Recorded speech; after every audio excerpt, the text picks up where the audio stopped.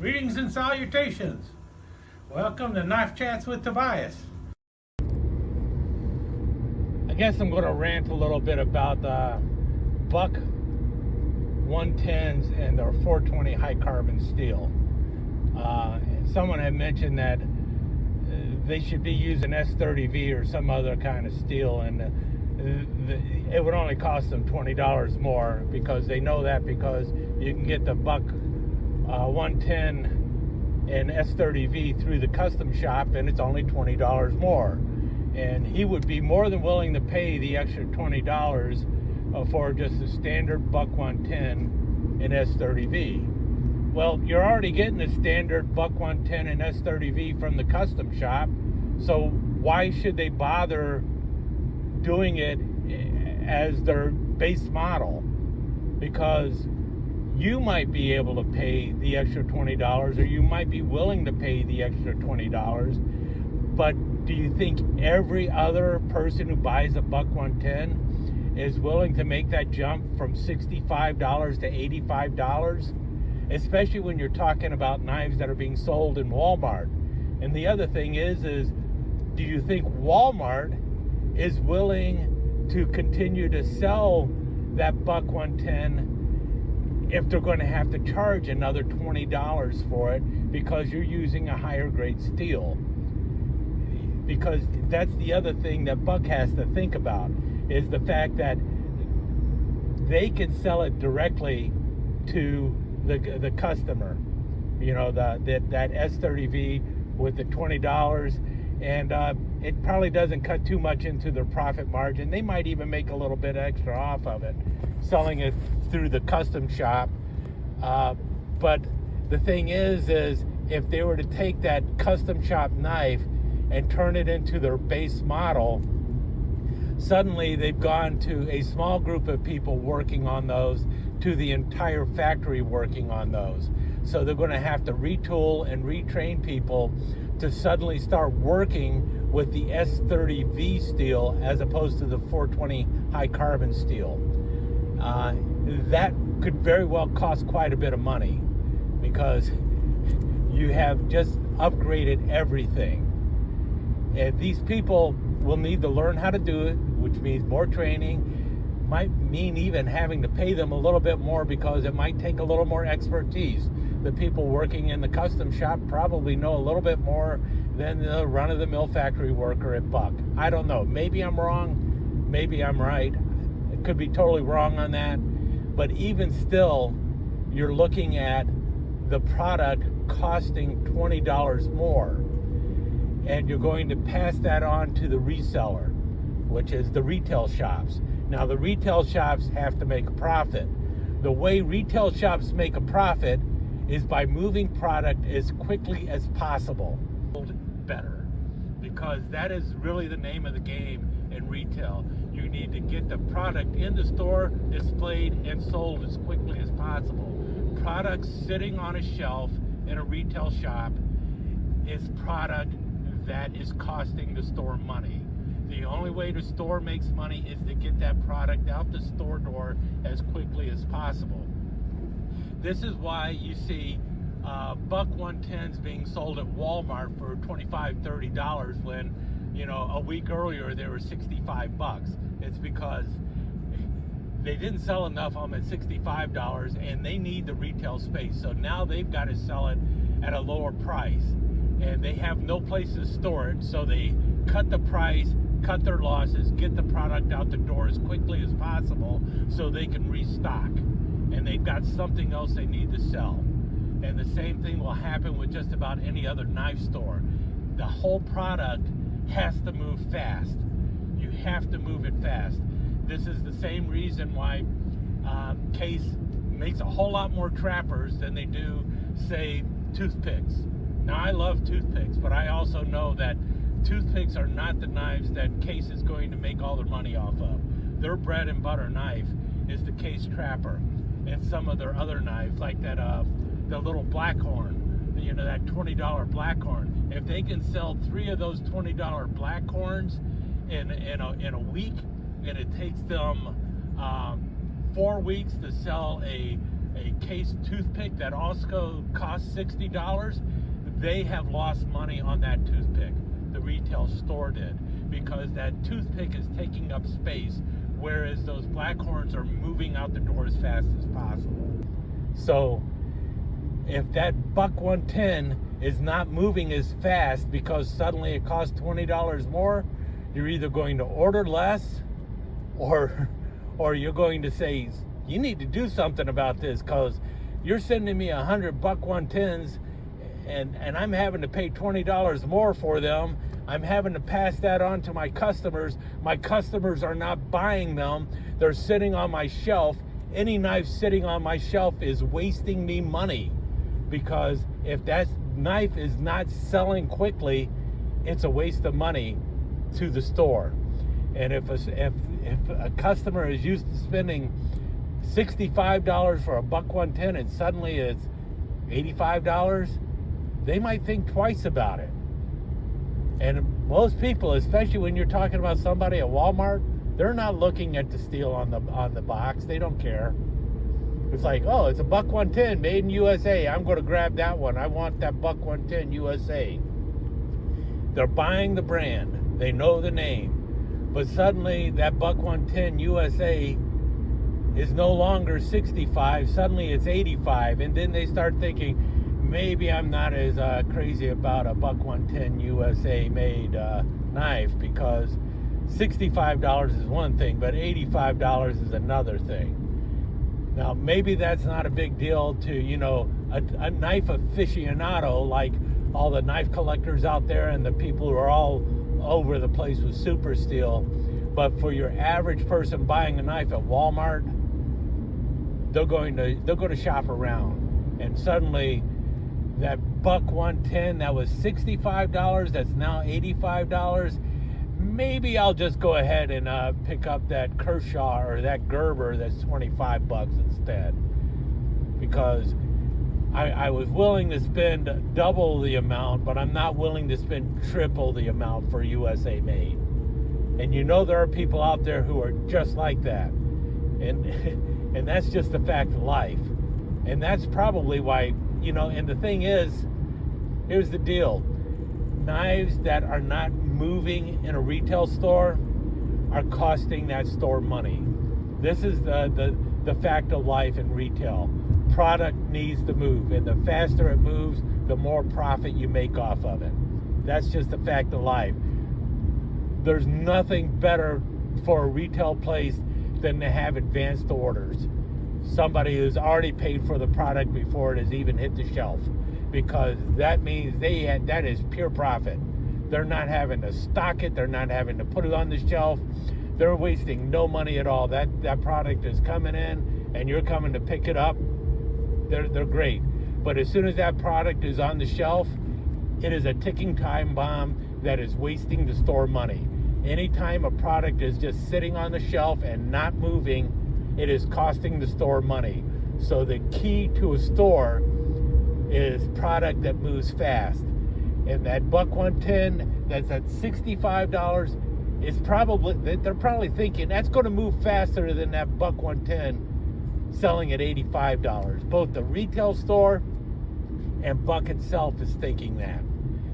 They're thinking, man, 65 versus 85, which is going to be the one that somebody's going to buy quicker. Not everyone is sitting there worrying about if it's 420HC or if it's S30V. Matter of fact, there's a lot of people out there who will look at both of those knives and they'll say, oh, S30V, $85, 420HC, $65. I'm grabbing me that $65 420HC. It's served me fine for many a years. I'm fine with that. I don't need to spend more money on this knife. You can keep that one. And that's a fact of life also. That is why a lot of people will look at that Buck 110 Slim and go, $30, same blade. I'll take that over the 110 with the wood furniture and the brass and all that other stuff. This is a lot cheaper, a lot lighter in my pocket. I'm happy with that. Good thing it's got the same blade. I also don't need a blade that's all well polished, because all I'm going to do is cut up a deer with it anyway.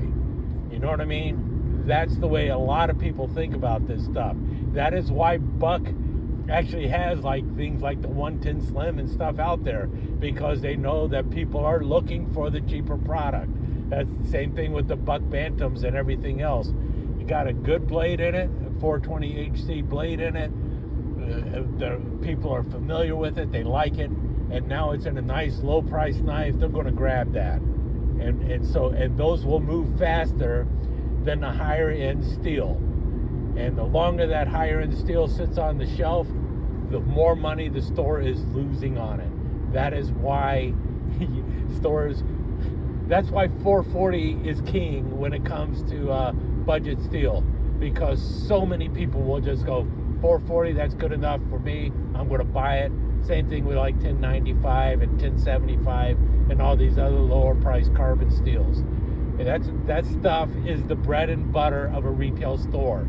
That's also why places like Smoky Mountain Knife Works has so many knives being sold by Frost, because yeah, they know what it is. They know it's a budget knife. They know these knives are $5, but they also know they move. They sell them. And if they don't sell them, they can throw them in the bargain bin and sell them at the cost that it costs them to bring in, and they're not losing any money on it.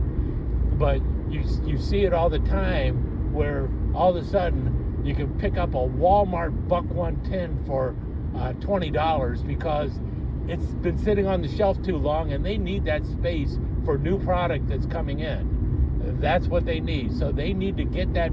They need to dump the product. And whenever you dump a product like that, some people go, man, how are they making money off of it? They're making money off of it by not having it sit on their shelf anymore, where all it was doing was eating even more into their profit.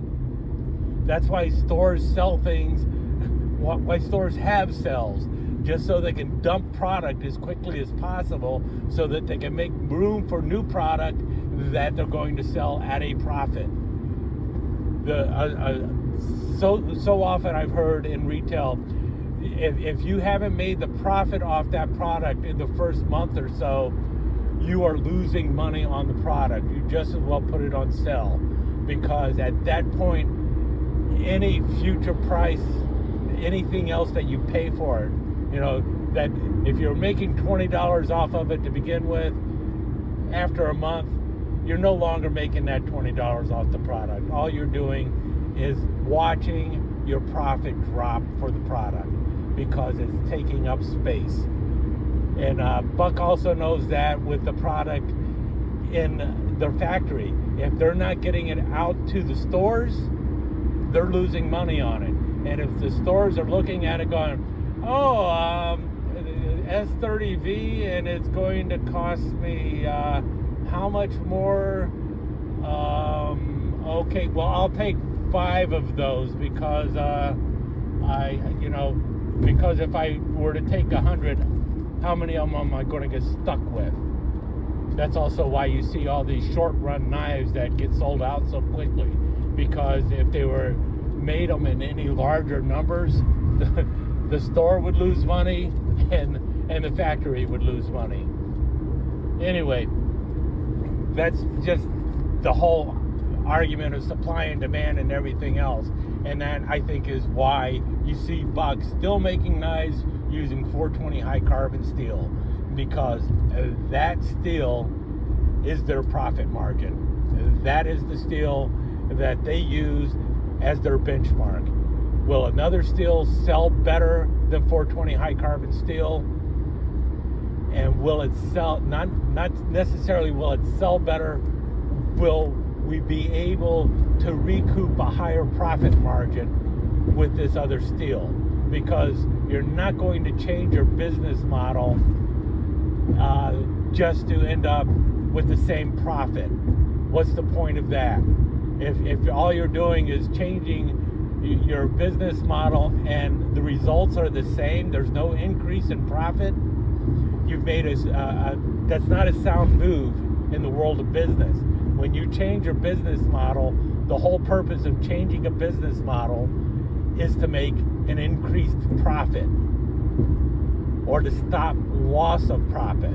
If you're losing profit on your current business model, then you're going to make a change to stop the bleeding or to increase profit.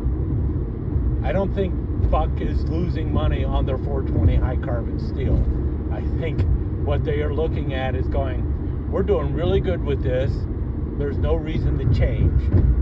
You make the change when you start either losing money or when you see a potential gain in profit. And I don't think Buck is seeing that at the current moment. But now you might see something happen in the near future if they see increased sales in their S30V in the custom shop.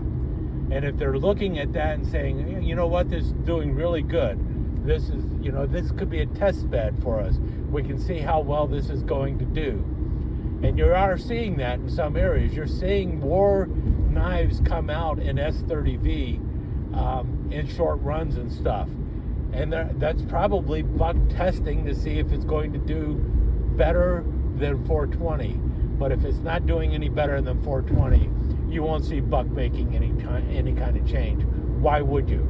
You don't make the change just for the same end result. You make a change because you see an improvement. To make a change and end up with the same profit margin, that's almost insanity. That's the kind of move that gets a vice president fired. We went through all this mess and made this major change, and we've seen absolutely no improvement in the product. You know what I mean? That's not something that businesses want to do. Businesses want to see improvement. And so if they see something that is actually showing improvement, then they might make the change. But even then, they're going to look at the market. Will the market bear this in the future? Will we be able to get sufficient stock of S30V to make a change where we're changing completely over to 420, from 420 high carbon to S30V? Are we going to be able to make that demand? And if we can't make that demand, then what do we do? What do you do if you have to take a step back? That would be almost suicidal. It's like we moved over to S30V. Now we can't get that steel anymore. The best we can do is go back to our old 420 high carbon. That's almost like going from new Coke back to old Coke. Yeah, that's a real smart move. You know what I mean? So you don't make those changes easily. And I think that's why Buck is stuck with 420 high carbon at the current moment. And that's why if you want better steel, then invest in a Buck custom shop knife with S30V. They'll do that for you. And anyway, I guess that's where I'm at with this whole thing. With that said, I guess I'll stop ranting, especially considering I'm about ready to get off the road. Let me take just a second to thank you once again for dropping by and spending a few minutes here at Knife Chats with the Pious. I really do appreciate it, and I do appreciate any comments that you leave. So please remember to give me that thumbs up, and also don't forget to subscribe and ring that notification bell so you'll know when the next episode is up and running. Thanks again for dropping by. Really do appreciate your time here.